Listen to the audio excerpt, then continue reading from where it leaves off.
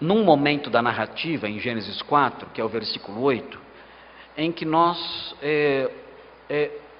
tocamos no apogeu da história.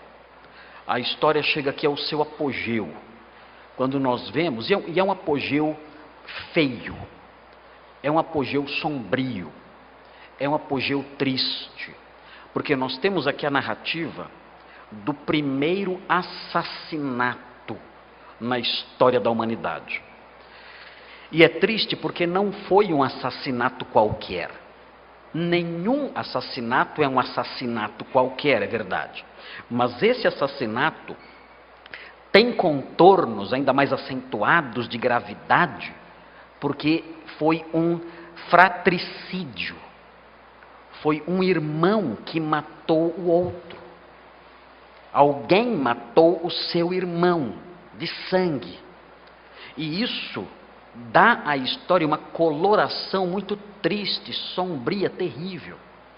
Até porque nós aprendemos na sequência da história bíblica que esse primeiro assassinato dá início a um declínio na história da humanidade, um crescimento na maldade, um crescimento na iniquidade, em todo tipo de perversidade. Isso vai num crescendo, isso vai num roldão, levando tudo, até chegarmos a um ponto em que a humanidade não pode mais ser poupada. E chegamos então no dilúvio, 2 capítulos depois aqui na narrativa, em que o Senhor diz: a maldade no coração do homem é só má, continuamente má. Então, por causa disso, o Senhor tem que interferir com um juízo severo e universal, mandando as águas do dilúvio para destruir a humanidade, exceto 8 pessoas, Noé e a sua família. E é muito providencial que nós cheguemos, justamente nesses últimos dias, nessa parte da narrativa, em que nós temos contato com esse assassinato covarde, brutal e cruel. E por que isso é tão providencial? Eu vou abrir um parênteses aqui,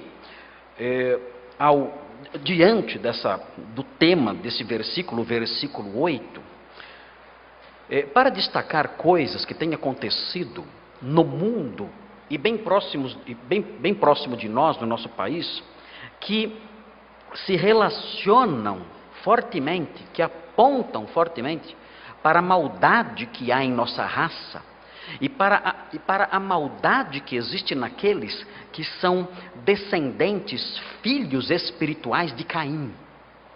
Caim é assassino. E um dos grandes pensadores cristãos do passado escreveu um livro chamado, uma obra, na realidade foram 22 fascículos que compuseram uma obra maior, chamada A Cidade de Deus. E nessa obra, esse grande filósofo, esse grande teólogo da igreja antiga, ele afirma que a história da humanidade é a história de 2 cidades. Ele diz que existem os cidadãos da cidade de Caim, porque Caim, quando nós lemos a sequência do texto, nós aprendemos que Caim fundou uma cidade. Foi o primeiro homem a inaugurar uma cidade, foi Caim. E nós aprendemos também, à luz da revelação progressiva, que Abel também, ao morrer como o primeiro crente a morrer, por assim dizer, ele também fundou uma cidade, que é a cidade celeste. Então, a partir daí, a humanidade se divide entre os cidadãos da cidade de Caim, que é a cidade da terra, e os cidadãos da cidade de Deus, que é a cidade de Abel, a cidade celeste. É assim que a humanidade está dividida até hoje. Nós, os crentes, cidadãos da Nova Jerusalém, pertencentes ao reino do Senhor, nós somos os cidadãos da cidade fundada por Abel. Somos os descendentes espirituais de Abel. Aqueles que o Senhor recebeu, porque cremos no seu Filho. Os demais são os descendentes da cidade, são os descendentes, os cidadãos da cidade de Caim, os descendentes espirituais de Caim. Quem foi que disse isso? Estava demorando para falar. Foi o famoso filósofo, teólogo e pensador Agostinho de Hipona. Escreveu essa obra grandiosa, chamada A Cidade de Deus, dividindo assim a humanidade e oferecendo à época uma filosofia cristã da história, dizendo: a cidade de Caim, que permanece ainda hoje e continua aí se expandindo, essa cidade está destinada à destruição. São os inimigos de Deus e ela está destinada à destruição. Já a cidade de Deus, fundada por Abel, a cidade celeste, essa perdurará para sempre, por toda a eternidade, é a Nova Jerusalém. Os descendentes espirituais de Caim,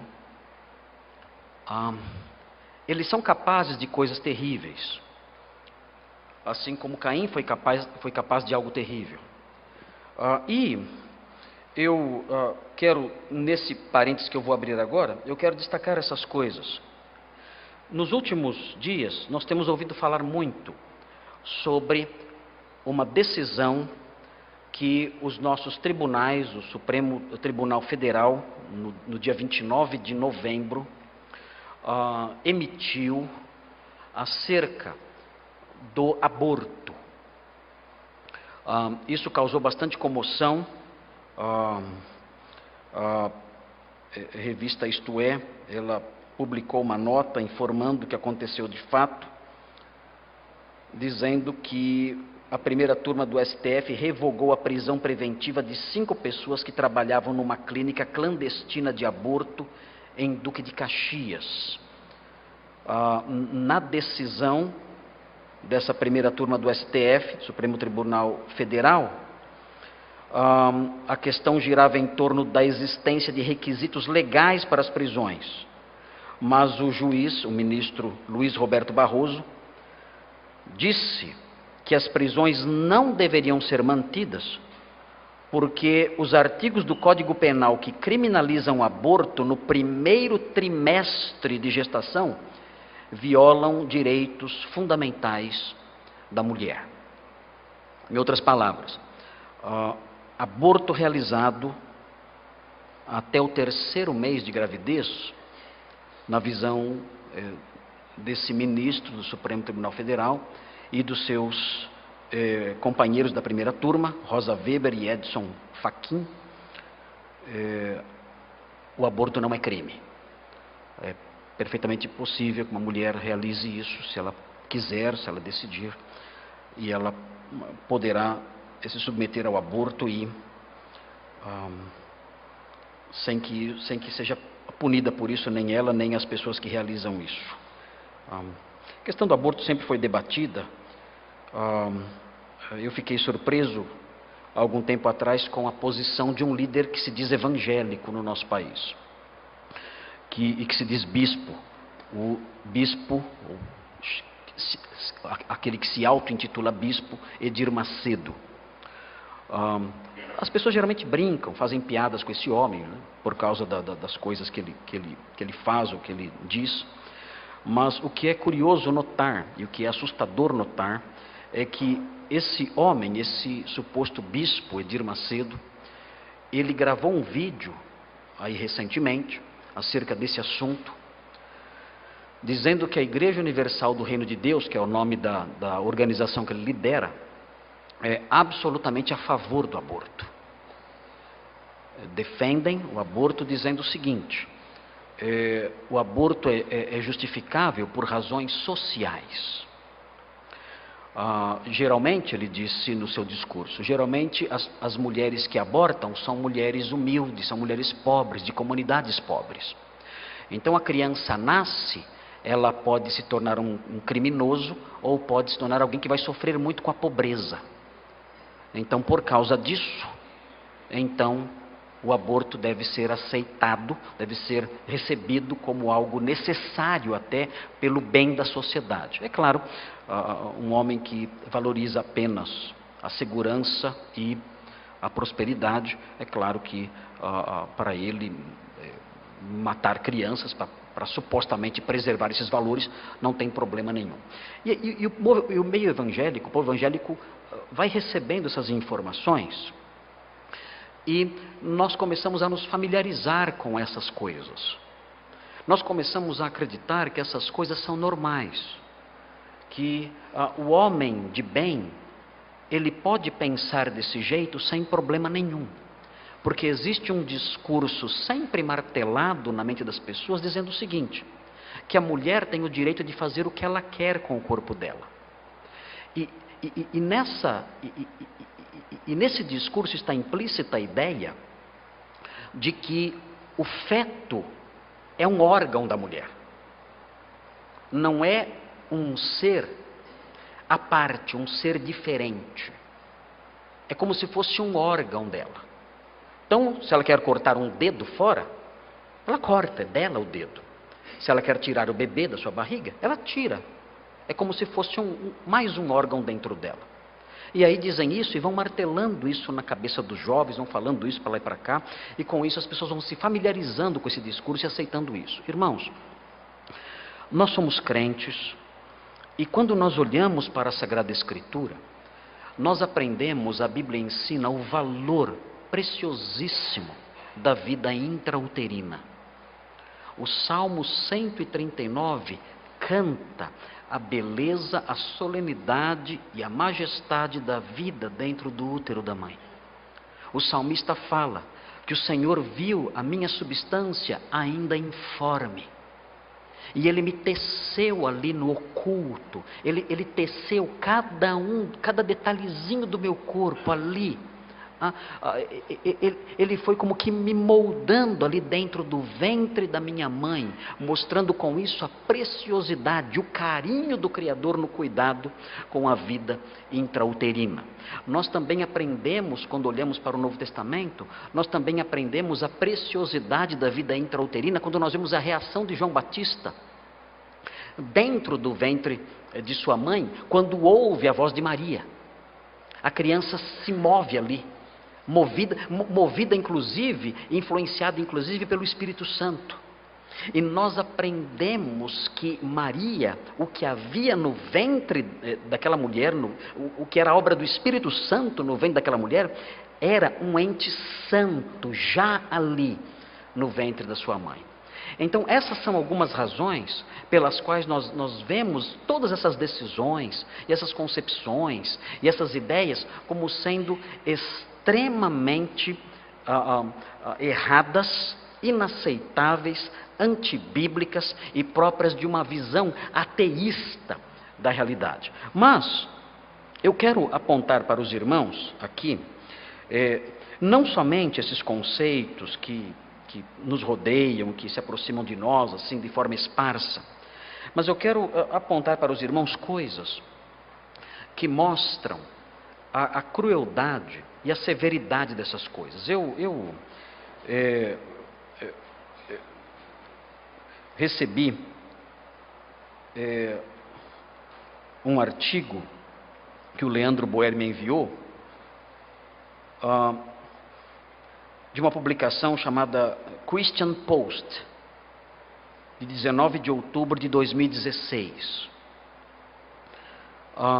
E o título do artigo dessa publicação, desse periódico, é o seguinte: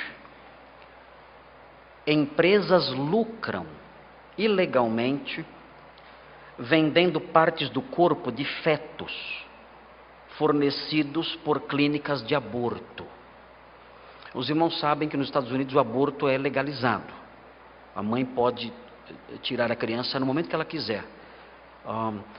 Mesmo nas últimas horas antes do neném nascer, com 9 meses, se a mãe quiser tirar o bebê, ela pode, não tem problema. E aqui diz o seguinte, esse artigo diz o seguinte: o distrito de Orange County, na Califórnia, entrou com uma ação contra 2 empresas biomédicas, a DV Biologics e a Da Vinci Biosciences, acusando-as de obter lucro ilegal a partir da venda de milhares de partes de corpo de bebês abortados, partes adquiridas de clínicas de controle de natalidade. As partes do corpo eram vendidas por todo o mundo num comércio extremamente lucrativo. Eles vendem pedaços de crianças. É disso que estamos falando aqui, em pleno século XXI. Andrés Isaías e Stefano Isaías, sócios proprietários dessas empresas, foram incluídas no processo. Essa venda é ilegal. Não é ilegal fazer o aborto, mas vender partes do bebê abortado, isso é ilegal. E claro, para quem mata, depois vender, que diferença faz para ele? O que é pior? Que diferença faz? Eu já matei, agora vender é muito menos impactante do ponto de vista moral do que matar. Aí prossegue. De acordo com o Mercury News, essas empresas lucraram com a venda de centenas de partes humanas usadas para a facilitação de pesquisas. Esses pedaços de crianças são usados em pesquisas científicas, no desenvolvimento de vacinas, desenvolvimento de remédios, tratamentos de doenças degenerativas. Os fetos são usados para isso. De 2009 a 2015, os acusados receberam fetos abortados das clínicas de controle de natalidade e desenvolveram um negócio lucrativo, vendendo tecidos e células do coração, pulmões, rins, cérebro, intestinos, músculos e ossos.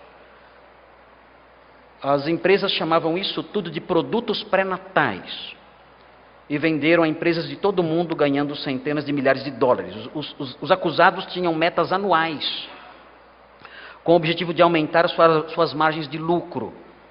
Como qualquer outra empresa, faziam promoções, campanhas de marketing, pagavam comissões, ofereciam descontos, cupons de desconto, preços de liquidação, tudo com o objetivo de incrementar as vendas.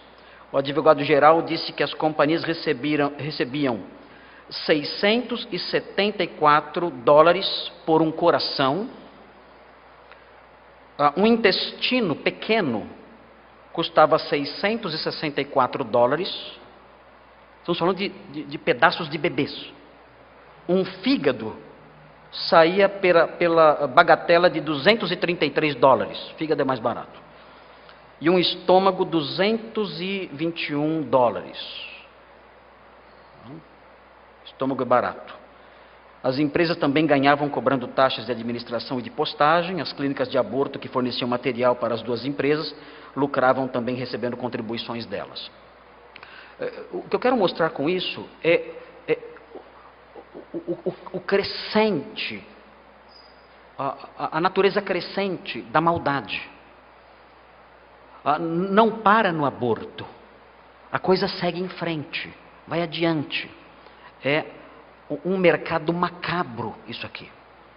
O nosso país está caminhando para isso, para essa direção.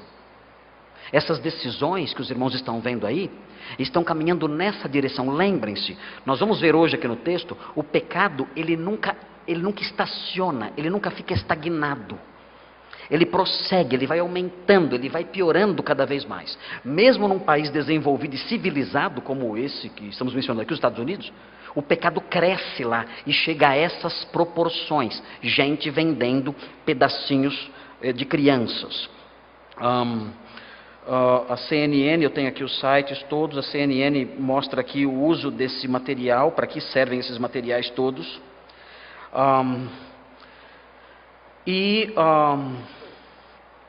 Uma outra publicação chamada Live Action News, de 26 de julho de 2016, agora também, mostra a partir de pesquisas assustadoras que os abortos realizados no 3º trimestre de gravidez nos Estados Unidos são muito mais comuns do que se pensa.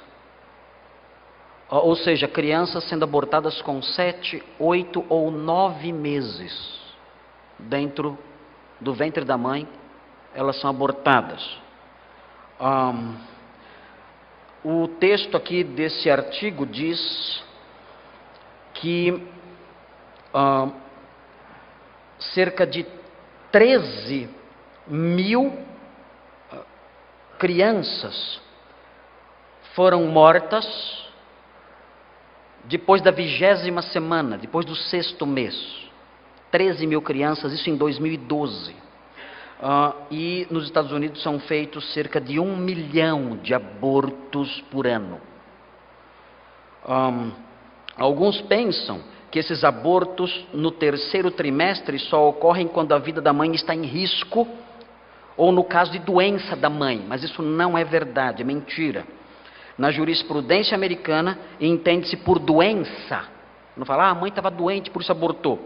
Entende-se por doença qualquer coisa que a mãe ou o médico que realiza o aborto achem ser doenças.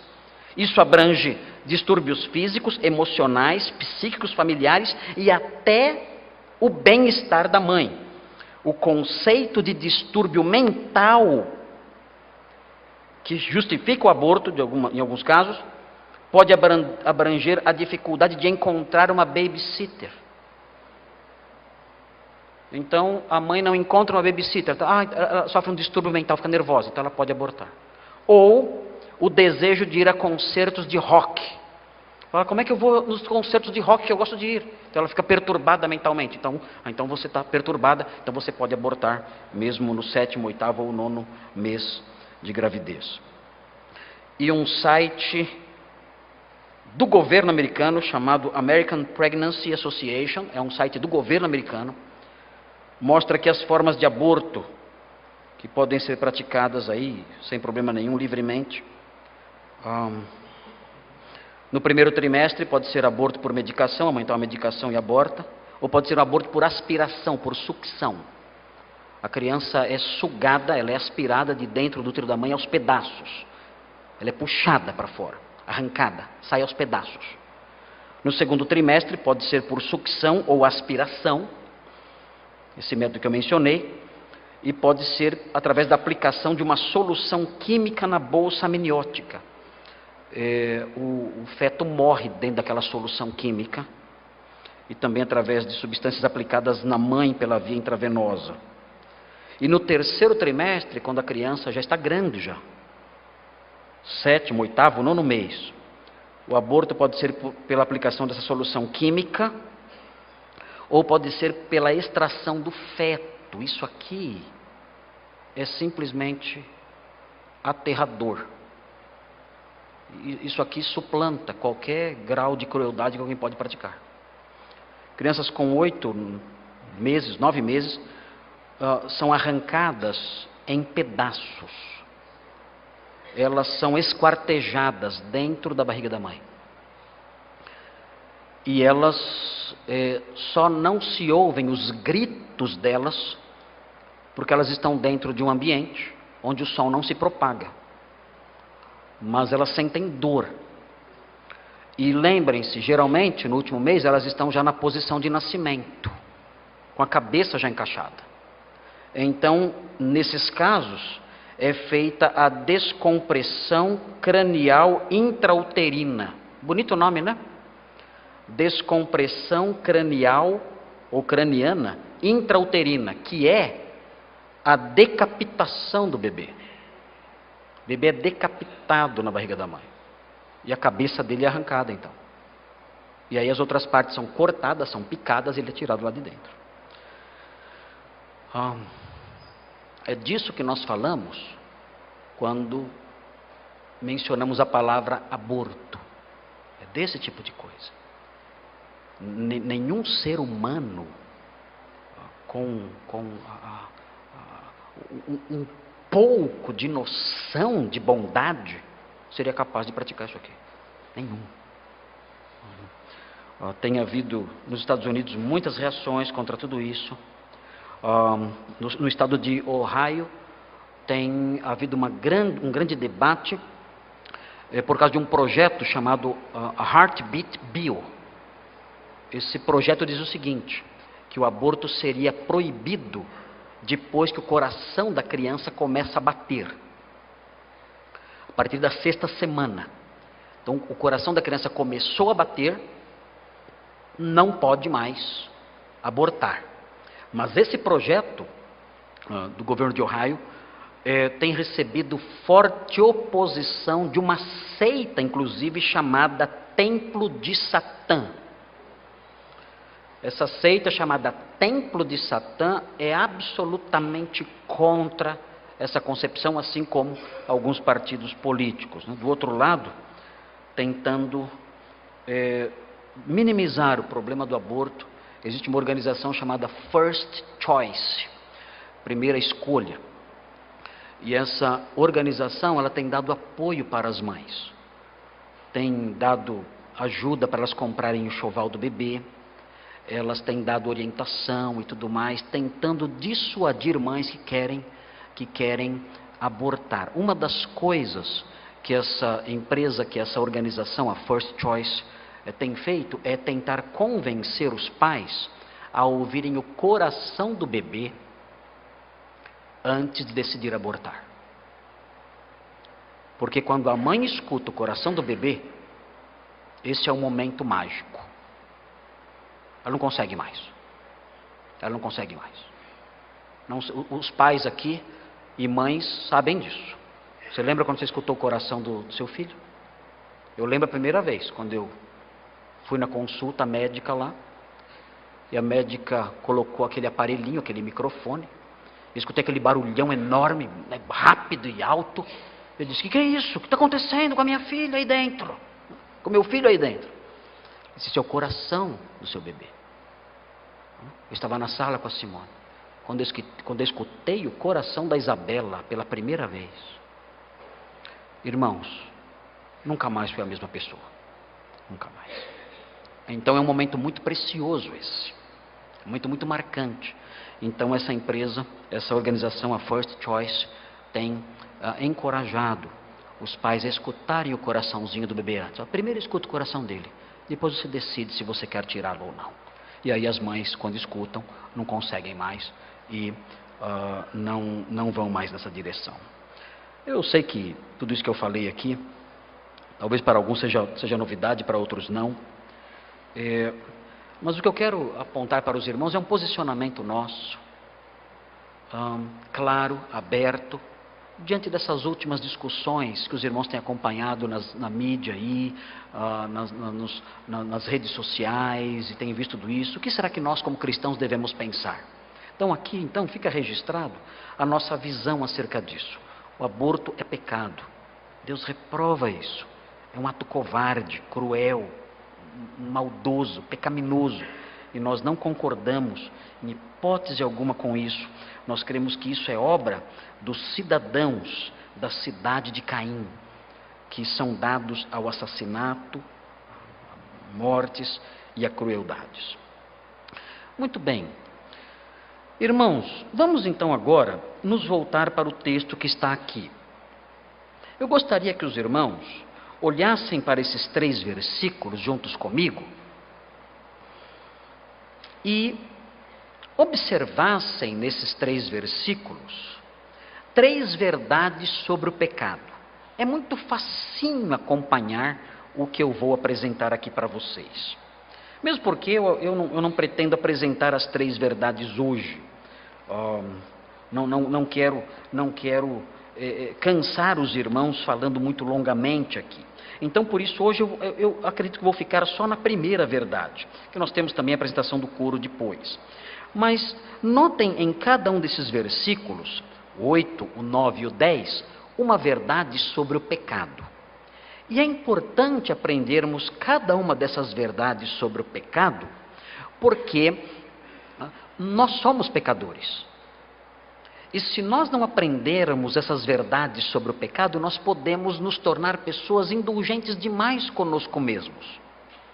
Ou pessoas que não se importam muito com o pecado, achando que ele é normal, natural ou inofensivo. Então, por isso, eu quero que os irmãos observem essas 3 lições. Primeira lição está no versículo 8, e é a seguinte: o pecado se avulta no mal. que significa isso? No versículo 8, prestem atenção. O pecado se avulta no mal. Isso significa que o pecado cresce. Ele vai aumentando em sua maldade, em sua malignidade. Os seus contornos monstruosos vão se tornando piores. Nós temos que entender que não existe pecado que fica anãozinho. Não existe. O anão é alguém que não cresceu, como eu. Eu sou um anão gigante, eu sou. Sou um anão gigante, eu sou um anão que cresceu um pouquinho. Mas o anão é alguém que não cresceu.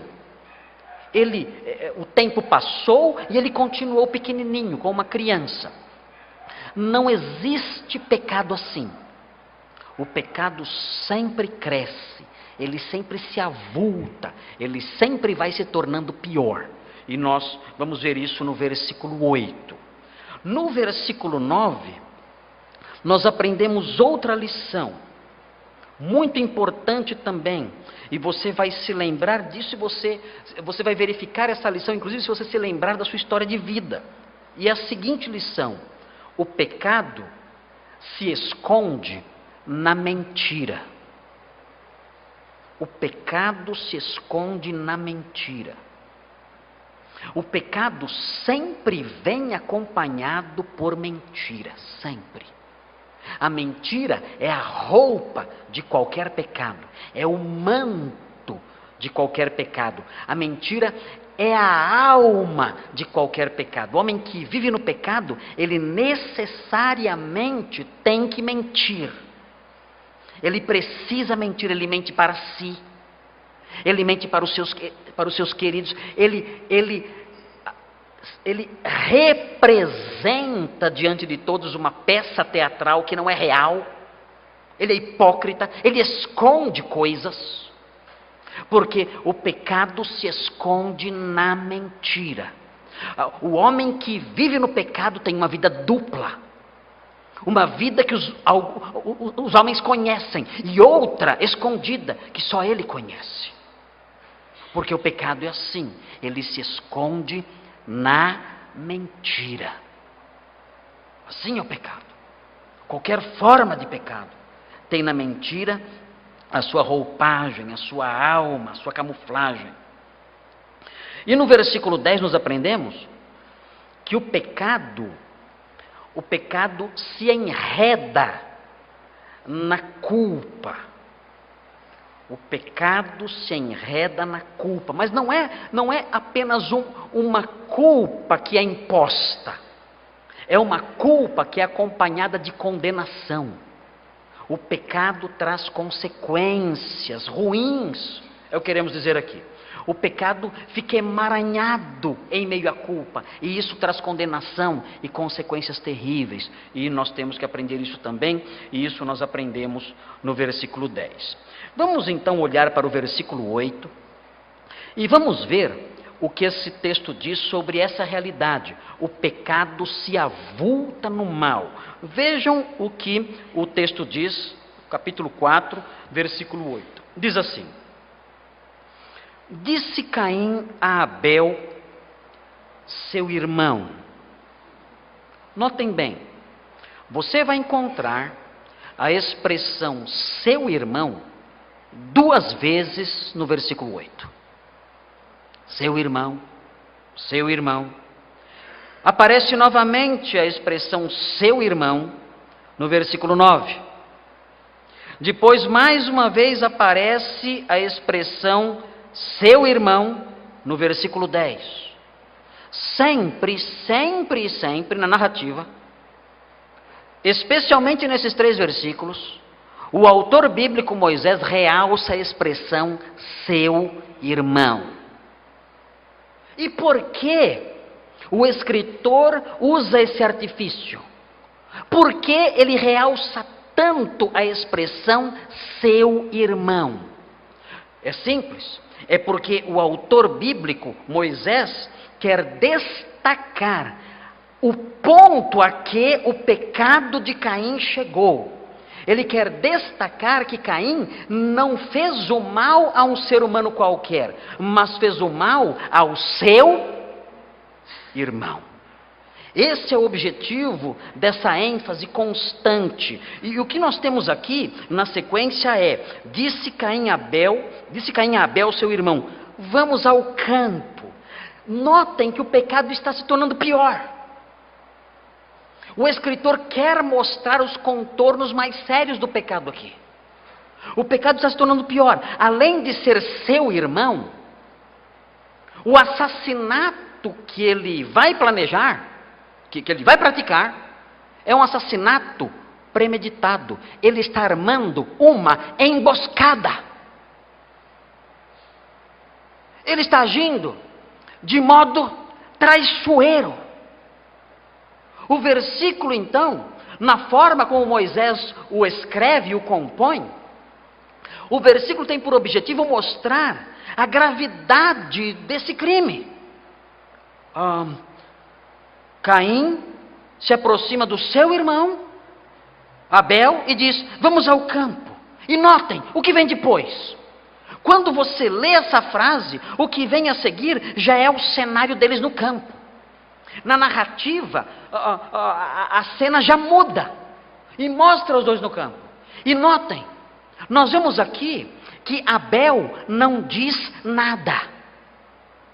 Aliás, nunca Abel diz nada. Vocês, lendo o texto no capítulo 4, viram Abel falando alguma coisa? Viram? Não. Existe aqui no texto, no capítulo 4, existe alguma frase dizendo: então Abel disse. Existe isso? Não. Abel, nesse texto, nunca fala. Nunca. Que impressão isso nos dá? Abel é um personagem totalmente passivo aqui, totalmente inocente. Ele não sabe de nada. Ele não suspeita de nada. Nós não sabemos informação nenhuma sobre que noção Abel tinha do diálogo de Caim com Deus. Não sabemos se ele sequer sabia que Deus havia reprovado o seu sacrifício. Talvez Abel tenha visto seu irmão triste, de cara fechada. Deve ter notado, existe alguma coisa errada. Mas não há nenhum diálogo entre os dois. Abel chegando para o irmão e dizendo: o que você tem? Você está diferente? Você está triste? Nada disso.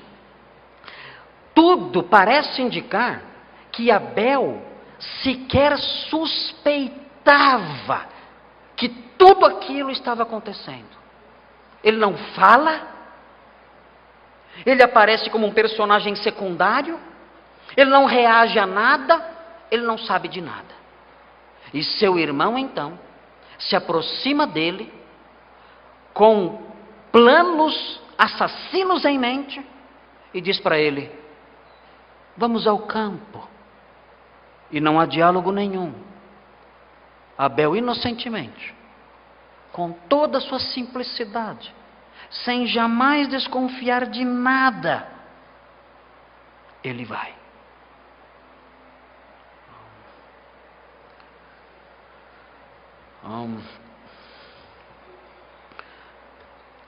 Parênteses. Cuidado com a simpatia dos cidadãos da cidade de Caim. Eles são muito legais. Muito legais. Muito. Os cidadãos da cidade de Caim, eles se aproximam de você com um sorriso no rosto. E sabe o que eles dizem para você? Vamos ao campo. Que lindo! Vamos ao campo. E o jovem, o homem, a mulher da cidade de Abel, muitas vezes na melhor das intenções, sem perceber os perigos que há nisso, ele vai, sem saber que seguindo aquele descendente de Caim, ele está caminhando para a ruína na sua vida, na sua família, na sua comunhão com Deus. Ele está caminhando para a destruição. Sempre olhe para os cidadãos da cidade de Caim com cuidado. Sempre. Quando eles sorrirem para você, sorria também. Sorria também. Seja educado. Seja simpático. Seja amigo, seja leal, mas cuidado. Cuidado. Ah, pastor, mas todos. Qualquer incrédulo, da minha família, da sua família. Todos. Tenha cuidado. Cuidado com a simpatia, os sorrisos, a amizade, cuidado. A Bíblia diz que o espírito de Satanás atua nos filhos da desobediência. O incrédulo pode ser um instrumento de Satanás para destruir a sua vida.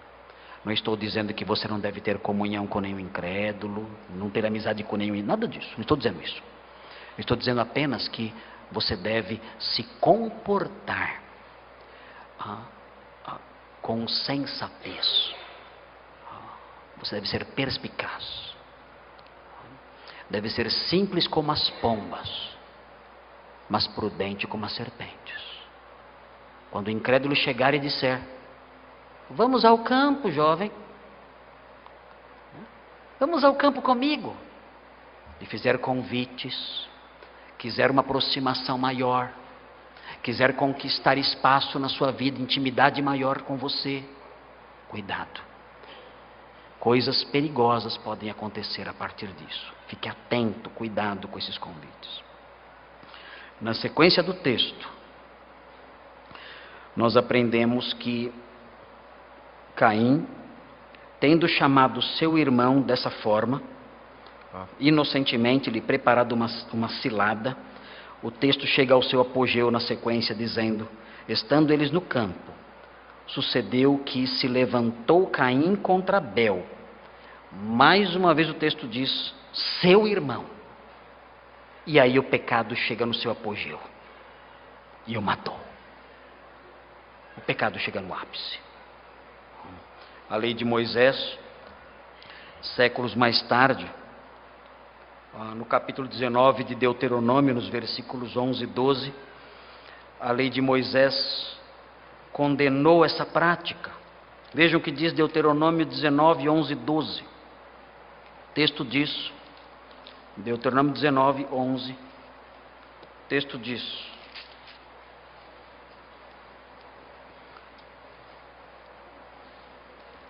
vejam que a palavra dizendo, Deuteronômio 19, 11 e 12: mas havendo alguém que aborrece a seu próximo, ele arma ciladas, e se levanta contra ele, e o fere de golpe mortal, e se acolhe em uma dessas cidades, eram as cidades de refúgio. Os anciãos da sua cidade enviarão a tirá-lo dali, e a entregá-lo na mão do vingador de sangue, para que morra. Na lei de Moisés, esse crime de Caim, mais tarde, era um crime punível com a morte. Então vejam, como tudo começou. Nós chegamos aqui, no versículo 8, no auge desse pecado, mas eu quero que os irmãos se lembrem como foi que tudo começou. Como as coisas começaram lá atrás. Lembrem-se, o processo se iniciou com um relacionamento errado com Deus. Caim ofereceu um sacrifício, talvez de baixa qualidade, mesclado com uma adoração reprovável. Começou tudo aí. Algo que talvez não nos assuste tanto. Algo que talvez para nós não seja tão grave assim. Mas começou assim, com uma adoração, com um culto maculado. Um culto errado. Foi assim que começou toda essa história. Algo simples talvez na nossa visão, Algo corriqueiro, talvez, no nosso modo de avaliar as coisas. Mas o pecado não ficou aí. Depois que isso aconteceu, o Senhor disse: eu não aceito o seu culto, eu não aceito o seu sacrifício. E aí veio outro pecado. O primeiro pecado não ficou parado, ele deu à luz outro. Que outro pecado veio? Veio a ira, a mágoa e a inveja. Veio disso. A religiosidade falsa, hipócrita, maculada, gerou isso.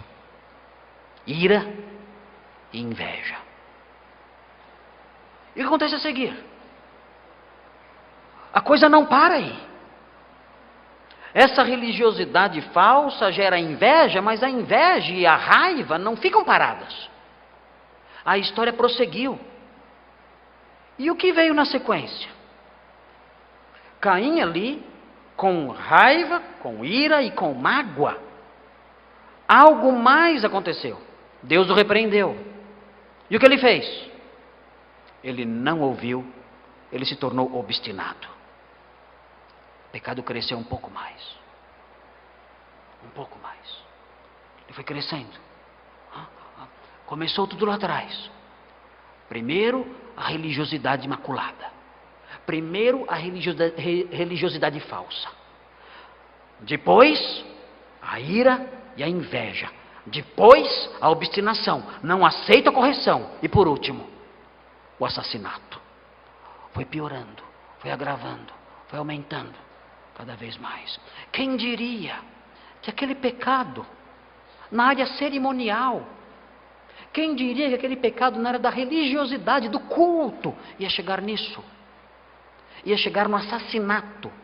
Mas o que nós vemos nesse versículo, no versículo 8, é isso. O pecado se avulta no mal. É assim que ele age. Ele vai crescendo, ele vai aumentando e se tornando pior. A pessoa que cobiça, ela não fica na cobiça. Ela chega ao furto. Ela não para na cobiça. Se ela não resolver o problema da cobiça, ela chega ao furto. A pessoa que tem pensamentos impuros, ela não fica nos pensamentos impuros. Um dia ou outro, cedo ou tarde, o seu pecado virá para o mundo real, para o mundo dos fatos. Não vai ficar só na cabeça. Ele vai fazer alguma coisa. Ele vai realizar alguma ação externa, ligada à sua lascívia, ligada à sua imundícia mental. Ele vai fazer isso. A pessoa que tem rancor, tem mágoa no coração, o seu pecado não vai ficar só nisso. O seu pecado vai crescer. Ele vai vir para o mundo real, o mundo dos fatos. E ele vai se transformar em palavras, em gestos, em ações, em atitudes. O seu pecado vai crescer mais e mais. Assim foi com o pecado de Caim. Quando nós olhamos o livro de Gálatas, existe uma figura aqui que eu não sei, às vezes a impressão que eu tenho é que o apóstolo Paulo exagerou. Na carta aos Gálatas, o apóstolo Paulo ele diz coisas que parecem bastante exageradas. Talvez porque ele estivesse bastante irritado, ou triste, ou preocupado com a situação dos galateus. Mas vejam o que ele diz em Gálatas 5,15. Parece que as igrejas da Galácia eram igrejas que, entre outros problemas, estavam enfrentando crises na área de relacionamento.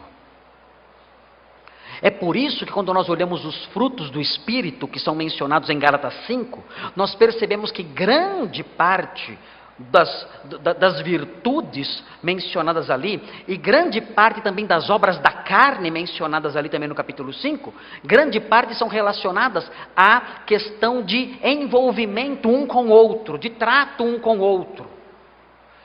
Parece que as igrejas da Galácia tinham problemas de relacionamento. Nós podemos julgar isso normal.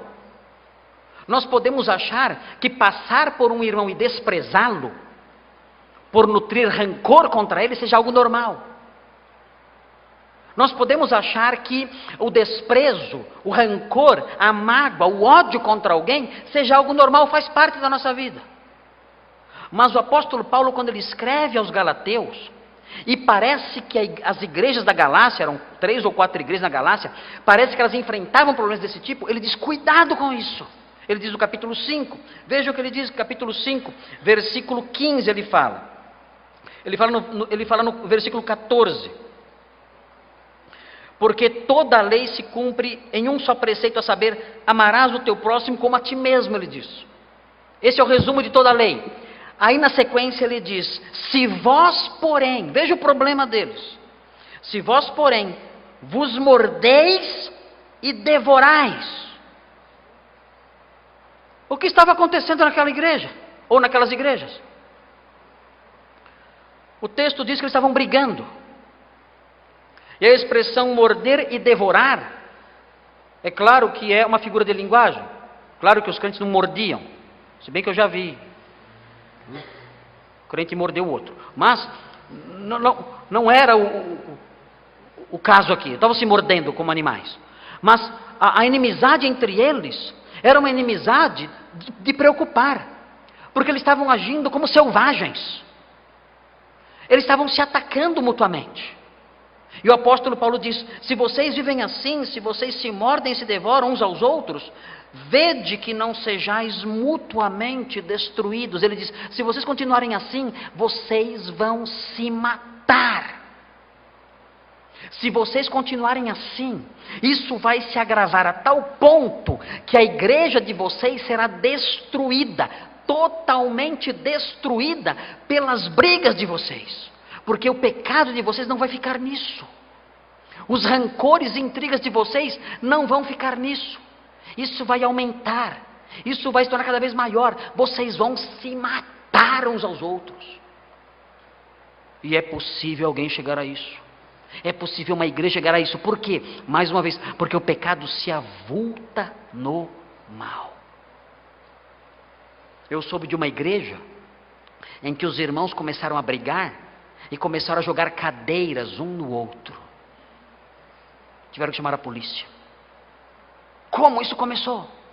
Começa com invejas, com intrigas, coisas pequenas, coisas que nós achamos normais, e vão tomando vulto, vão aumentando cada vez mais até chegar nesse ponto, é se matarem. Nessa igreja, o pastor teve que contratar 2 seguranças para andar com ele. 2, ficavam do lado dele. Até porque ele próprio batia nas pessoas. Então, para não receber o revide, ele tinha 2 seguranças também. Como alguém chega nesse ponto? Batia nos membros da igreja.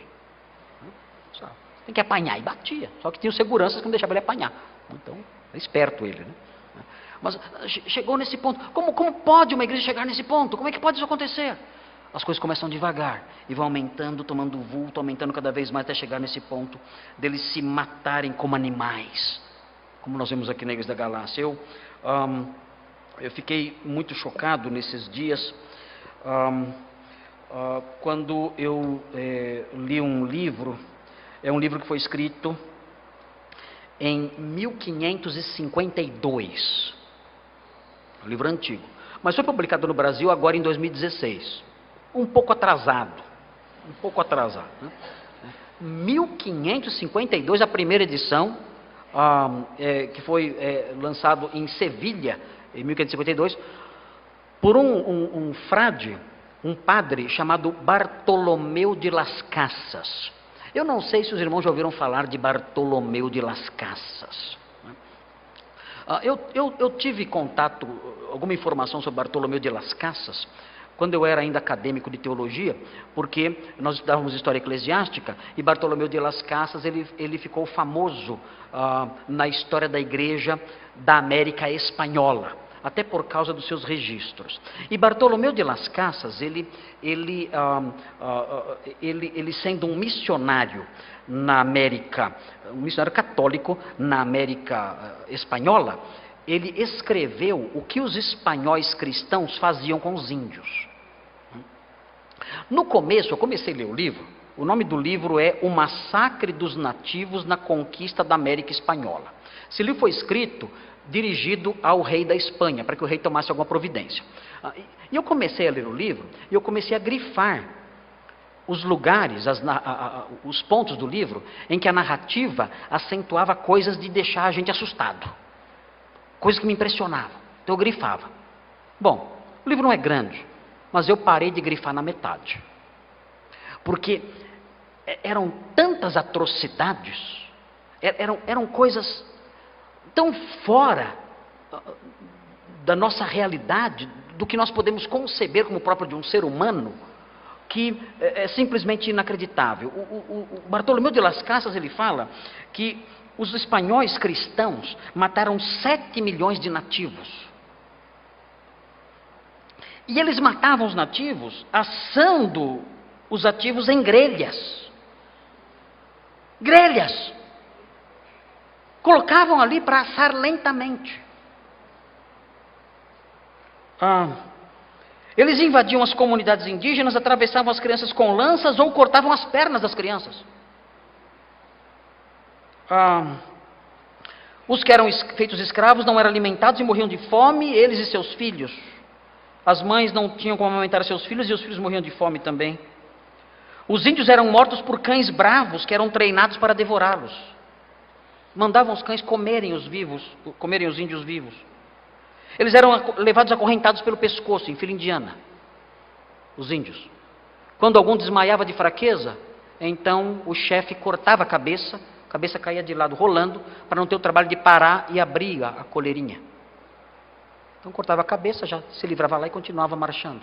Era assim que funcionava. Eles davam de comer aos índios famintos a carne de outros índios mortos. As partes preferidas eram as mãos e os pés, que eles eram assados e comidos. E também as crianças, que eram mais macias. Então devoravam as crianças. E outras coisas, arremessavam os índios de penhasco e cortavam orelhas, narizes, pés e mãos de homens, mulheres e crianças, muitas vezes por puro capricho. Cortavam. Pegavam as mãos dos índios e cortavam e amarravam em cordas e deixavam ali penduradas de exemplo para os outros. As mãos e os pés. O que um homem faz sem as mãos e os pés? Como um homem vive sem as mãos e os pés? Eles faziam isso. E nós olhamos para isso e nós pensamos: como alguém chega a esse ponto? Como um homem pode chegar a tamanha crueldade? Mas quando nós olhamos a história de Caim, nós aprendemos isso. O pecado nunca para. Ele sempre cresce. Ele sempre aumenta. Ele sempre se torna mais monstruoso. E afeta a vida dos outros, trazendo tristezas e destruindo tudo que há ao redor. Quando nós seguimos a história de Caim, nós percebemos que o pecado dele encorajou a iniquidade, mais ainda. Além do pecado crescer nele, porque ele o praticava, ele fez com que o pecado também crescesse nos outros. O pecado é contagiante, ele contagia. Quem pratica o pecado acaba contagiando os demais, começa a encorajar os outros a fazer a mesma coisa. Quando nós olhamos a sequência da história, nós chegamos no versículo 23 e nós nos deparamos com Lameque, que era um dos descendentes de Caim. E veja o que ele diz, veja o que Lameque diz aqui. Versículo 23, o mesmo capítulo. Ele fala assim às suas esposas. Ele tinha 2 esposas, Ada e Zilá. E ele diz às suas esposas: Ada e Zilá, ouvi-me, vós mulheres de Lameque, escutai o que passo a dizer-vos. E veja o que ele diz: matei um homem porque ele me feriu, e um rapaz ou um garoto porque me pisou. Ele diz. Ele se orgulha disso. E ele diz: 7 vezes se tomará vingança de Caim. De Lameque, porém, 70 vezes 7. Ele está dizendo: eu sou muito pior do que Caim. E ele se orgulhava disso. O pecado não cresceu só em Caim. O pecado cresceu em outras pessoas que a sua história influenciou. E além disso, além do pecado crescer em Caim e em outras pessoas que a sua história influenciou, o pecado também trouxe tristezas, angústias para todos ao redor. Se os irmãos olharem o versículo 25, os irmãos verão a tristeza que o pecado trouxe. Os irmãos veem aí no versículo 25: tornou Adão a coabitar com sua mulher, e ela deu à luz um filho, a quem pôs o nome de Sete, porque disse ela: Deus me concedeu outro descendente em lugar de Abel. Ela diz com coração amargo, pesado, doloroso. Mas a dor não para aí. A dor continua. Deus me concedeu outro descendente em lugar de Abel. E a dor continua quando ela diz que Caim matou. A dor daquela mãe era dupla. Eu perdi um filho, meu filho foi assassinado. Mas meu filho não foi simplesmente assassinado. Meu filho foi assassinado pelo meu outro filho, pelo seu próprio irmão. O pecado cresceu em Caim. O pecado cresceu nas pessoas influenciadas por Caim. E o pecado devastou o coração das pessoas que foram afetadas por ele.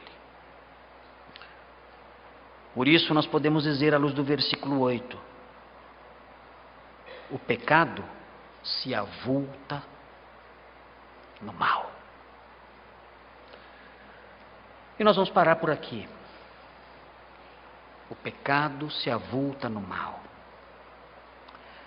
E o que devemos fazer diante disso? Irmãos, nós devemos avaliar a nossa vida e o nosso coração. Nós devemos fazer uma análise de como nós temos vivido diante de Deus.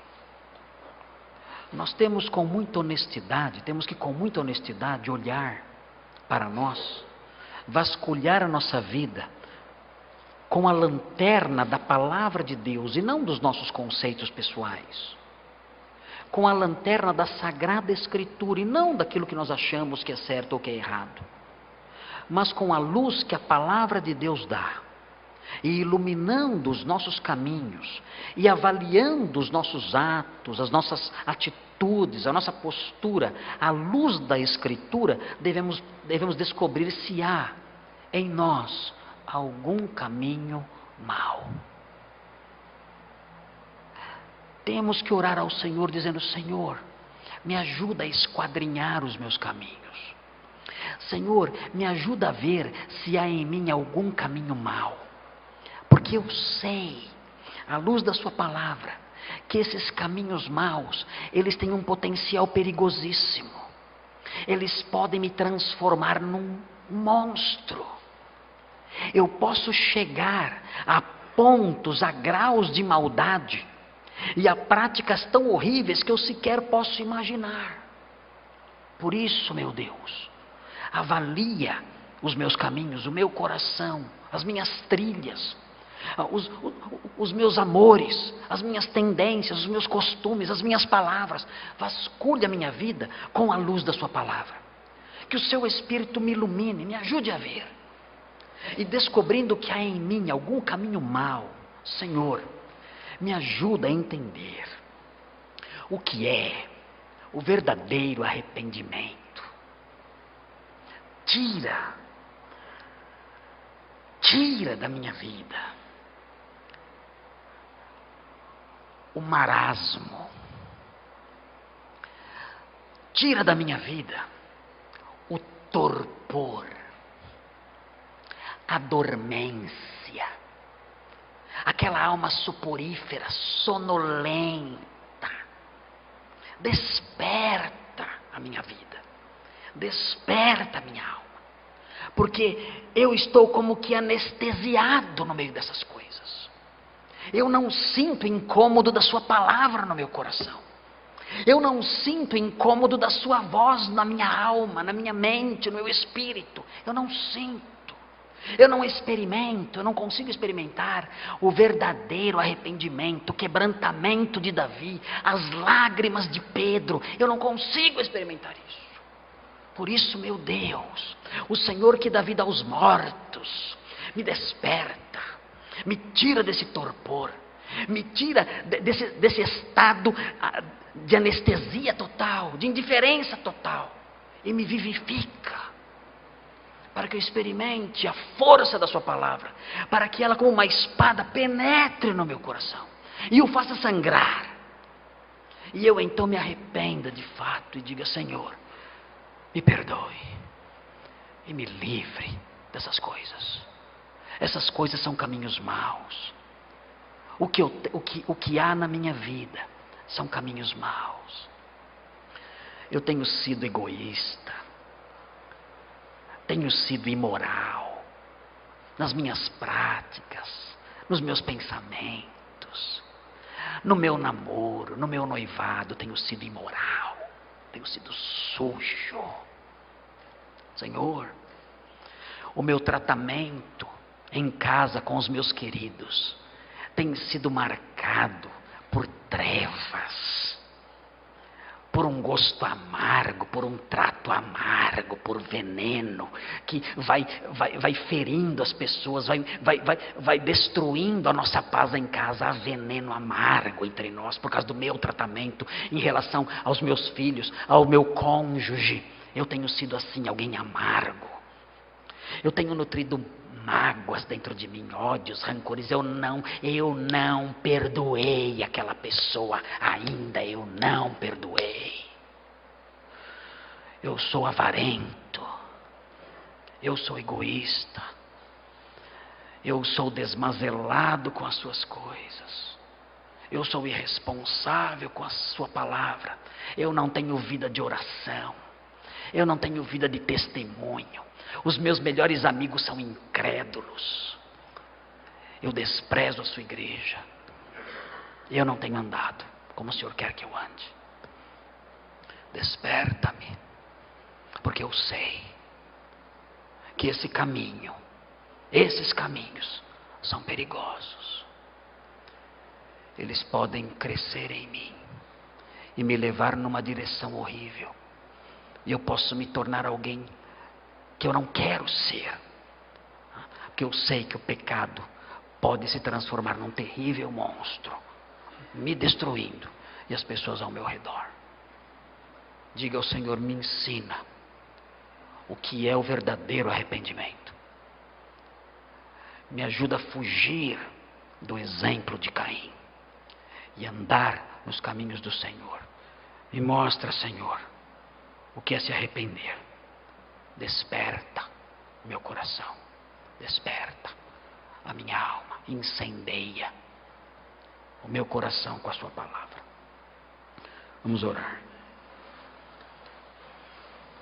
Senhor Deus, o pecado se avulta no mal. Olhamos o mundo ao nosso redor e vemos crueldades tão grandes. Pessoas estraçalhando vidas inocentes. Mentiras horrendas, crimes hediondos, miséria moral. Mas nós sabemos, ó Deus, que tudo isso foi se instalando aos poucos na vida das pessoas, que o pecado cresceu nelas. E nós estamos aqui vendo essas coisas. Por isso pedimos que o Senhor nos ajude. Não permita que nós olhemos para o pecado com indulgência, mas que sejamos zelosos e que busquemos o Senhor de coração e peçamos ao Senhor que o Senhor nos socorra e nos perdoe e nos dê vida, nos vivifique, ó Deus, com a sua palavra, pelo seu Espírito. Concede a cada irmão aqui a bênção de provar o verdadeiro arrependimento, de abandonar os seus pecados, confessá-los ao Senhor e viver uma vida nova, leve, alegre, realizada na sua presença. Nós pedimos isso em nome de Jesus. Amém.